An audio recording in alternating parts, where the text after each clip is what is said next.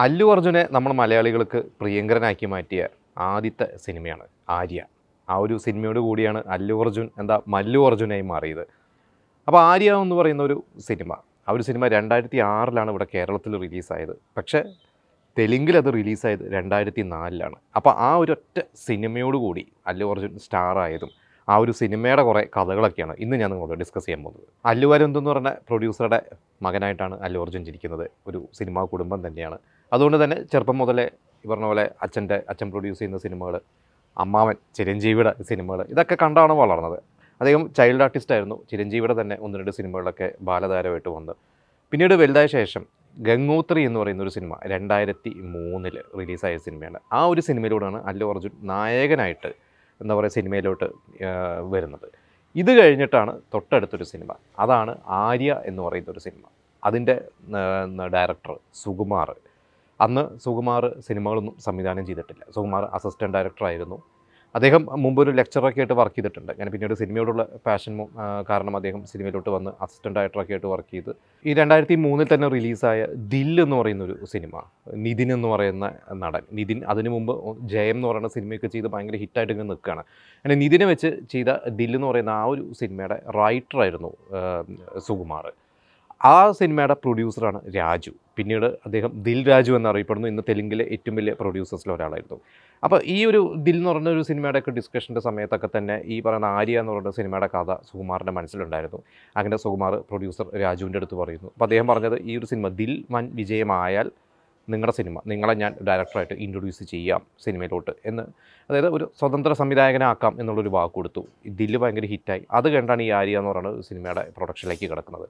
അപ്പോൾ ഈ ആര്യയുടെ ആദ്യം ഇങ്ങനെ കഥയൊക്കെ പറഞ്ഞിട്ട്, ഇപ്പോൾ അതിൻ്റെ ഒരു കഥ നിങ്ങൾ പലരും കണ്ടിട്ടുണ്ടാവും. അതായത് ഒരു അല്ലുവിൻ്റെ ക്യാരക്ടർ ഭയങ്കര എനർജറ്റിക് ആയിട്ട് ഒരു ക്യാരക്ടറാണ്. ഒരു പെൺകുട്ടിയോട് പ്രണയം തോന്നുന്നു, പ്രണയം പറയുന്നു. പക്ഷേ ആ പെൺകുട്ടിക്ക് മറ്റൊരു പ്രണയമുണ്ട്. പിന്നീട് തൻ്റെ കാമുകിക്ക് മറ്റൊരു പ്രണയം ഉണ്ടെന്ന് അറിഞ്ഞിട്ട് ആ പ്രണയത്തിന് സപ്പോർട്ട് ചെയ്യാൻ വേണ്ടി ജീവൻ പോലും പണയം വെച്ച് നടക്കുന്ന അങ്ങനത്തെ ഒരു കഥാപാത്രമായിട്ടാണ് അല്ലു ചെയ്തത്. അപ്പോൾ ഇദ്ദേഹം പറഞ്ഞത്, സുകുമാർ പറഞ്ഞത്, അതുവരെ ഉണ്ടായിരുന്ന സിനിമയുടെ കുറേ സങ്കല്പങ്ങൾ മാറ്റിമറിച്ച സിനിമയാണ്. അതായത് അതിന് മുമ്പുള്ള പല സിനിമകൾ, പ്രത്യേകിച്ച് കാതൽ കൊണ്ടൈൻ എന്ന് പറയുന്ന സിനിമയൊക്കെ അന്ന് ഹിറ്റായിക്കൊണ്ടിരിക്കുന്ന ഒരു സമയമാണ്. ഭയങ്കര ഹിറ്റായി കഴിഞ്ഞു. അപ്പോൾ കാതൽ കൊണ്ടൈനും അങ്ങനെ 1-2 സിനിമകളിലൊക്കെ നായകന് ഒരു നായികയോട് പ്രണയം തോന്നുന്നു, പക്ഷേ അത് പറയാൻ പറ്റുന്നില്ല. നായികയ്ക്ക് മറ്റൊരാളുടെ പ്രണയം തോന്നി, ആ പ്രണയം സക്സസ് ആയി നിൽക്കുന്ന സമയത്ത് നായകൻ മനസ്സിൽ ഈ പ്രണയം വെച്ചുകൊണ്ട് നടക്കുന്ന, അവസാനം മാത്രമേ അത് തുറന്നു പറയുന്നുള്ളൂ. പിന്നീട് ഈ നായകൻ ഒരു ആൻറ്റി ഹീറോ ആയി മാറുന്നു. അങ്ങനെ കുറേ കഥകൾ ആ കാലഘട്ടത്തിൽ ഇറങ്ങിയിരുന്നു. അപ്പോൾ ഇതിന്നൊക്കെ മാറി ഒരു സിനിമ, ആദ്യം തന്നെ പ്രണയം പറയുകയാണ് നായികയുടെ അടുത്ത്. അപ്പോൾ ഇതൊരു ഫ്രഷ് കൺസെപ്റ്റായിരുന്നു അന്ന് ഇവരുടെ മനസ്സിലുണ്ടായിരുന്നത് രവി തേജ അല്ലെങ്കിൽ പ്രഭാസ്, പിന്നെ ഈ ദിൽ എന്ന് പറയുന്ന ഈ പ്രൊഡ്യൂസറുടെ മുമ്പത്തെ സിനിമ ചെയ്ത നിതിൻ, ഇവരൊക്കെയായിരുന്നു ആദ്യം മനസ്സിൽ ആലോചിച്ചിരുന്നത്. കാരണം അന്ന് അല്ലു വലിയ സ്റ്റാറല്ല, ഒരു സിനിമയെ ചെയ്തിട്ടുള്ളൂ. ആ ഒരു സിനിമ ഗംഗോത്രിങ്ങനെ ഭയങ്കര ബ്ലോക്ക് ബസ്റ്റർ ഒന്നുമല്ല, ഒരു എബോവ് ആവറേജ് ഹിറ്റായിരുന്നു. പക്ഷേ അവസാനം അല്ലുവിലേക്ക് തന്നെ വന്നു. പിന്നെ നമുക്കറിയാം ആ ഒരു സിനിമ ഓണായി. അങ്ങനെ അതിലെ മറ്റ് സ്റ്റാർ കാസ്റ്റുകളെല്ലാം റെഡിയായി. നമ്മുടെ രാജൻ ബിദേവ് അഭിനയിച്ചിട്ടുണ്ട് ആ ഒരു സിനിമയിൽ. അങ്ങനെ ആ സിനിമ വലിയ ഒച്ചയും ബഹളമൊന്നും ഇല്ലാതെ ആ ഒരു സിനിമ ഷൂട്ട് തുടങ്ങി, ആ ഷൂട്ട് അങ്ങ് തീർത്തു. ഏകദേശം 4 കോടി രൂപയ്ക്കാണ് അന്ന് ആ ഒരു സിനിമ ഷൂട്ട് ചെയ്തത്. ഒരു തെലുങ്ക് സിനിമയെ സംബന്ധിച്ചിട്ട് അതത്ര വലിയ ബഡ്ജറ്റൊന്നും അല്ല. അന്നും നമ്മുടെ മലയാളത്തിലെ സൂപ്പർ സ്റ്റാർ സിനിമയുടെ ബഡ്ജറ്റും ഏകദേശം ഈ പറഞ്ഞ പോലെ 4 കോടിയൊക്കെ തന്നെയാണ്. 4 കോടി രൂപയ്ക്ക് പ്രൊഡ്യൂസ് ചെയ്ത ആ സിനിമ ടോട്ടലി കളക്ട് ചെയ്തത് ഏകദേശം 30-31 കോടി രൂപയായിരുന്നു അന്ന് വേൾഡ് വൈഡ് കളക്ഷൻ. ഇത് കഴിഞ്ഞിട്ടാണ് ആ ഒരു സിനിമ നമ്മുടെ കേരളത്തിൽ ഡബ് ചെയ്തിറക്കിയത്. അത് ശരിക്ക് ഖാദർ ഹസൻ എന്ന് പറയുന്ന ആ ഒരു അദ്ദേഹത്തിൻ്റെ ഒരു വിഷൻ. അദ്ദേഹം ഒരുപാട് സിനിമകൾ, അദ്ദേഹം സംവിധായകനും കൂടിയാണ്. അദ്ദേഹം സിനിമ സംവിധാനം ചെയ്തിട്ടുണ്ട്, പിന്നെ അദ്ദേഹം നിർമ്മിച്ചിട്ടുണ്ട്. അദ്ദേഹം ഇതുപോലെ തന്നെ കുറേ ഭാഷയിലെ സിനിമകൾ ഇങ്ങോട്ട് ഡിസ്ട്രിബ്യൂഷനൊക്കെ ചെയ്തിട്ടുണ്ട്. അദ്ദേഹത്തിൻ്റെ ഒരു വിഷനായിരുന്നു ഈ ഒരു സിനിമ ഇവിടെ ഇറക്കുന്നത്. അതായത് അവിടെ ഇറങ്ങി ഹിറ്റായി 2 വർഷം കഴിഞ്ഞിട്ടാണ് ഇവിടെ ആ സിനിമ ഇറങ്ങുന്നത്. അന്ന് ഇതിനെക്കുറിച്ച് ജിസ്റ്റോയി പറഞ്ഞിട്ട്, നമുക്കറിയാം അല്ലു അർജുൻ്റെ ശബ്ദം എന്ന് പറഞ്ഞാൽ ജിസ്റ്റോയുടെ ഒരു ശബ്ദം തന്നെയാണ്.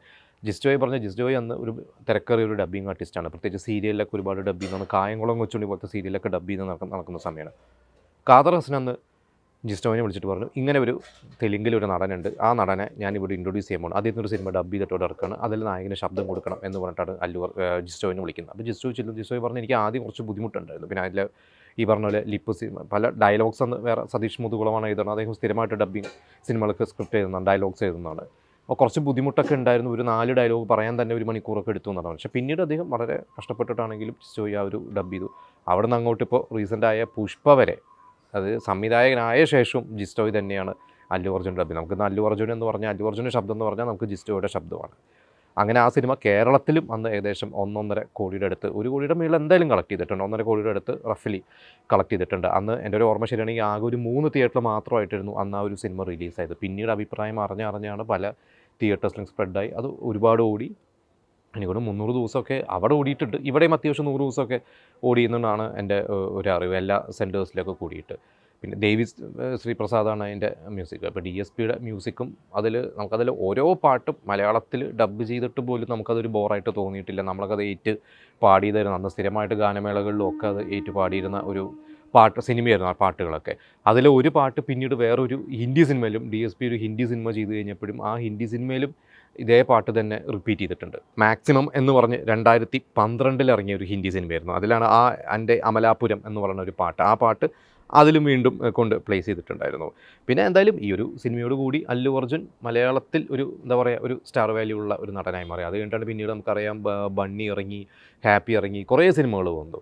ഇത് കഴിഞ്ഞിട്ട് ഈ സിനിമയുടെ ആര്യ 2 എന്ന് പറഞ്ഞിട്ട് ഇതിൻ്റെ ഒരു സീക്വലല്ല, പക്ഷേ കഥയും ഇതും കാര്യങ്ങളൊന്നുമല്ല, ഒരു പേര് മാത്രമേ ഉള്ളൂ ആര്യ 2 എന്ന് പറഞ്ഞിട്ട് ആ ഒരു സിനിമ ഇറങ്ങുന്നത്. അതും എനിക്ക് തോന്നുന്നു ആര്യ 1ൻ്റെ അത്ര വിജയമല്ലായിരുന്നു, പക്ഷേ അത്യാവശ്യം നല്ല കളക്ഷനും ഇവിടെ നല്ല ഇനീഷ്യൽ കളക്ഷൻ കിട്ടിയൊരു സിനിമയായിരുന്നു ഇത്. പിന്നെ ഈ പറഞ്ഞ ബംഗാളി, ഒഡിയ, അതുപോലെ സിംഹള, തമിഴ്, ഇത്രയും ഭാഷകളിലേക്ക് ഡബ് ചെയ്തു. അതിൽ തമിഴിൽ കുട്ടി എന്ന് പറഞ്ഞിട്ടുള്ള പേരാണ്, അതും ഇവിടെ റിലീസായിട്ടുണ്ടെന്ന്. അതിൽ ധനുഷാണ് ആ റോള് ചെയ്തത്. അത് പക്ഷേ എനിക്ക് തോന്നുന്നു ഈ പറഞ്ഞ പോലെ ആര്യ തെലുങ്കിൽ കളക്ട് ചെയ്ത് അത്രയൊന്നും അവിടെ കളക്ട് ചെയ്തിട്ടില്ല. എനിക്ക് തോന്നുന്നു വളരെ തെലുങ്കിലെ പല സിനിമകളും തമിഴിലേക്ക് റീമേക്ക് ചെയ്തിട്ട് ഹിറ്റായിട്ടൊക്കെ ഉണ്ട്. പക്ഷേ ഈ ഒരു സിനിമ അന്ന് എൻ്റെ ഓർമ്മ ശരിയാണെങ്കിൽ കേരളത്തിലും അവിടെയും തമിഴ്നാട്ടിലും ഈ കുട്ടി ധനുഷിൻ്റെ തൊട്ട് മുമ്പുള്ള സിനിമകൾ വെച്ച് നോക്കുമ്പോൾ അത്ര വലിയൊരു കളക്ഷനൊന്നും കിട്ടിയിട്ടില്ല. കാരണം ഇന്നൊരു കമ്പാരിസൺ വരും, അതിൽ ഒരു എന്തായാലും സീൻസും കാര്യങ്ങളും ഡാൻസും പാട്ടുകളൊക്കെ കമ്പാരിസണൊക്കെ എന്തായാലും പൊതുവെ വരാറുണ്ട്. അതുകൊണ്ടൊക്കെ തന്നെയായിരിക്കാം. എന്തായാലും ആര്യ എന്ന് പറയുന്ന സിനിമ ഞാനൊക്കെ ഒന്ന് തിയേറ്ററിൽ പോയി കണ്ടിട്ടുള്ള ഒരു സമയമാണ്. എൻ്റെ ഒരു കോളേജ് ഒക്കെ കഴിഞ്ഞിറങ്ങിയ ഒരു സമയമായിരുന്നു. അത് ഭയങ്കര ട്രെൻഡ് തന്നെയായിരുന്നു. നിങ്ങൾക്ക് എല്ലാവർക്കും ഒന്ന് ഓർമ്മയുണ്ട്, വന്ന് നമുക്ക് ആർക്കും ഒന്നും അല്ലുവിനെ അറിയില്ല. നമ്മൾ ആ ഒരു സിനിമ ഏതൊരു തെലുങ്ക് സിനിമ എന്ന്, നമുക്കത് തെലുങ്ക് സിനിമ എന്ന് പറഞ്ഞാൽ ചിരഞ്ജീവി, നാഗാർജുനനൊക്കെ അറിയാം. അവരുടെ സിനിമകളൊക്കെ ഇവിടെ ഡബ് ചെയ്ത് ഇറങ്ങുമ്പോഴൊക്കെ വെങ്കടേഷിൻ്റെ ഒക്കെ സിനിമകൾ നമ്മൾ കണ്ടിട്ടുണ്ട്. എനിക്ക് തോന്നുന്നു പ്രഭാസിൻ്റെ സിനിമകളൊക്കെ അന്ന് കുറച്ച് മുമ്പൊക്കെ ഡബ് ചെയ്തിട്ട് ഇവിടെ വന്നിട്ടൊക്കെ കണ്ടൊരു ഓർമ്മയുണ്ട്. അത് കഴിഞ്ഞിട്ടാണ് ഈ അല്ലുവിൻ്റെ ഒരു എൻട്രി വരേണ്ടത് കേരളത്തിലേക്ക്.